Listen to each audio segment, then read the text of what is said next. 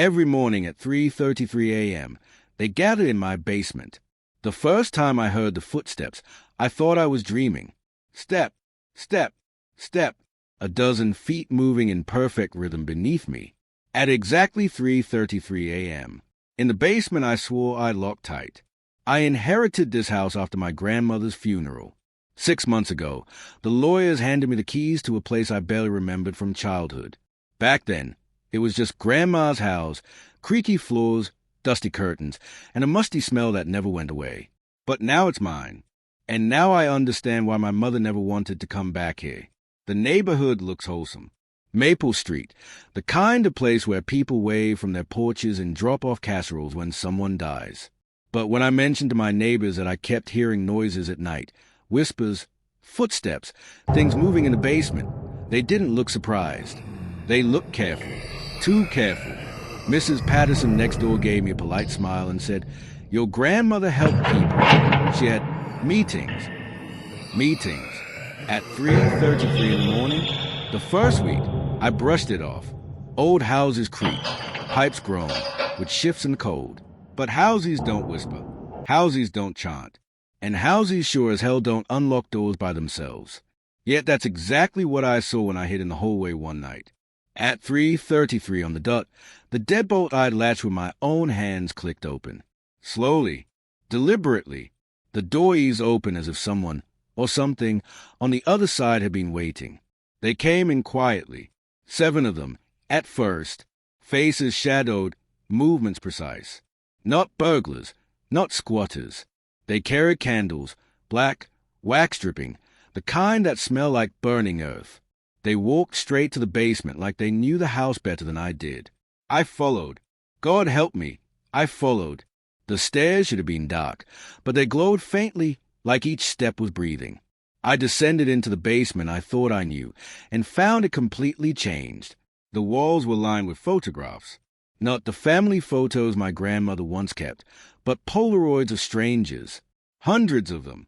Some smiling, others crying, many caught mid-scream. Their eyes seemed to follow me. In the center of the basement was a circle of chairs, all facing inward. The strangers sat, their silver bells clutched in white knuckles. And then they began. Ring, ring, ring. 7 chimes, perfectly synchronized. And then the chanting started. Low at first, then rising like a tide. We are here. We are here. We are. My blood froze, because I'd heard those same words whispered through the floorboards every night since moving in. One of them noticed me. A woman in scrubs, her face gaunt, eyes too wide. She smiled in a way that felt rehearsed. She saved us, she whispered. Your grandmother saved us. And now it's your turn. The others turned toward me. In unison, candles flickering across their hollow faces, across lips that whispered my name though I'd never told them. The bells rang again. Ring, ring, ring.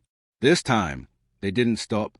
The sound grew louder, sharper, until it felt like the walls themselves were vibrating. My vision blurred. The Polaroids on the walls began to move, faces twitching, mouths opening, eyes rolling wildly in their sockets. Some pressed their palms against the plastic, as if clawing to get out, though it believing was salvation, or a sentence. My name is Stephen. I've been sober 5 years. I almost lost that night everything I'd fought for. I was on vacation with my wife. Beach, sun, the kind of false peace that makes recovering drinkers nervous. Even on holiday I hunt meetings. Routine keeps me alive. I found one online. Florida group. Follow the rules. 7 nights a week, 10 minutes from the hotel. A late-night lifeline. I thought. I should have trusted my instinct and walked away when I saw the sign. The building looked ordinary, a little office with a glass window, a bell on the desk like a clinic. The man who answered, older, quiet, handed me a sheet and said, "Read the rules." I smiled politely, thinking it to be the usual. Respect, share honestly, keep it to yourself. The rules were not the usual. They were instructions for how to survive that room. If more than 10 people are seated, pretend you're in the wrong place and go home. If less than 10, sit. Never, under any pressure, take coffee. Speak of what threatens your sobriety. Just don't meet anyone's eyes. When others speak, look down. Stay the full hour. If it gets bad, there's an alternative exit, but do not leave through the door you entered. I told myself it was odd, then shrugged it off. The man behind the window said this place had kept him sober 10 years. The bell chimed, and I walked in. The room smelled like old coffee and bleach and something that wasn't right. 5 people sat already. There were people and not people. Their skin had that overwashed pallor of hospital corridors. Their eyes looked like film negatives. They didn't fidget. The silence was thick, a cloth you could choke on. "Hi, I'm Bill, and I'm an alcoholic." The man's voice cracked like a dry branch, and then nothing. Long pauses. Names dropped like stones into a pool, rippling with nothing else. The minutes stretched like taffy. An ache of dread built low in my throat. A man beside me offered coffee. The rules echoed in my head. Do not take the coffee. I smiled and refused. He said the coffee here was to die for. His grin was polite, like someone describing a delicacy. His eyes were hungry. Time crawled. Faces around the room were blank paper masks that sometimes flexed into smiles that were too wide, more cartoon than human, stretched like painted grins. When they finally turned to me, the change in the room felt like a tide turning. They all spoke in that same flat, layered voice, almost in a chorus. "Would you like to join our way of living and be as happy as we are?" Panic slammed into me. I bolted, then remembered the rule. Don't leave through the same door. Another door stood in the far wall. I shoved through it and ran. A narrow hole with flickering light swallowed me. The door at the end yawned open. I flung it, and the room inside swallowed me whole. Black, impossible depth darkness. Something shoved me. I fell. What happened next was not time as I knew it, but a forced pilgrimage through my life. My brain unspooled memories. The first drink, the smooth lies, the girlfriends, the hospital fluorescent nights, each stumble and escalation. Then a terrible jump, the future relapse, a slow, cold descent. I watched myself losing my family, losing children that never existed, drinking alone as the teeth of life fell out around me. I felt it, the loneliness, the fever, the end itself, narrow and private and absolute. It lasted and lasted until my knees trembled. When it stopped, I was on a cot in a white room. The older man from the window sat opposite me like a graveyard host. He smiled without teeth and said, "Welcome back, Stephen." I remember how hollow his voice sounded when he explained. This was the last AA meeting I would ever need. They got to the root. No long steps, no tedious therapy, just one night in the truth of what relapse would mean. "You saw what would happen," he said. "Now you won't." Relief was a slow burn at first. I believed his words. The urge I'd felt since adolescence, the one that had pushed me toward the first bottle, took a step back. I felt clean. I felt new. The man's smile softened. The awful cartoon grins of the others melted. And he told me gently, almost tenderly, who the people were.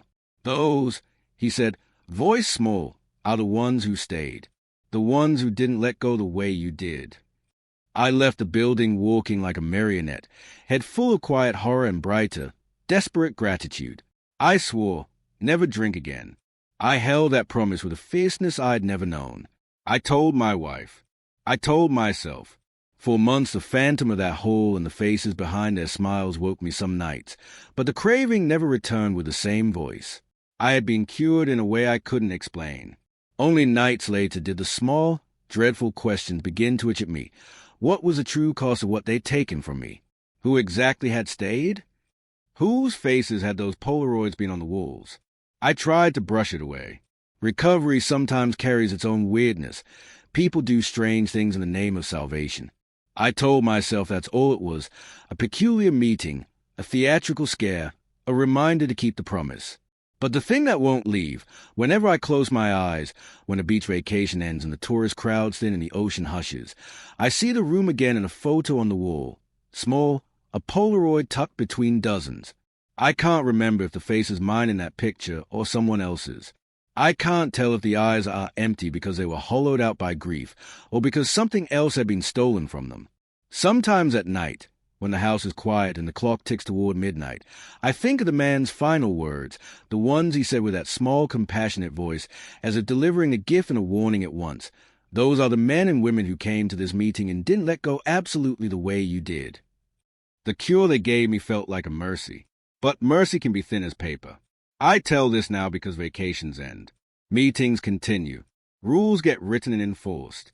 People will show up someday who need a hard, true jolt, who would rather trade an hour of terror for the stillness of sobriety. If you ever find a door like that, if you ever read a list of rules that reads more like a contract with a doc, ask yourself one question before you walk in. What are you truly willing to lose to keep from drinking? I never drink now. I live on the promise I made to that room. But some nights, when the silence is right, I still hear the echo of their chorus, and it sounds like a bell tolling in slow motion. Would you like to join our way of living and be as happy as we are? And I wonder, did I choose the cure, or did the cure choose me?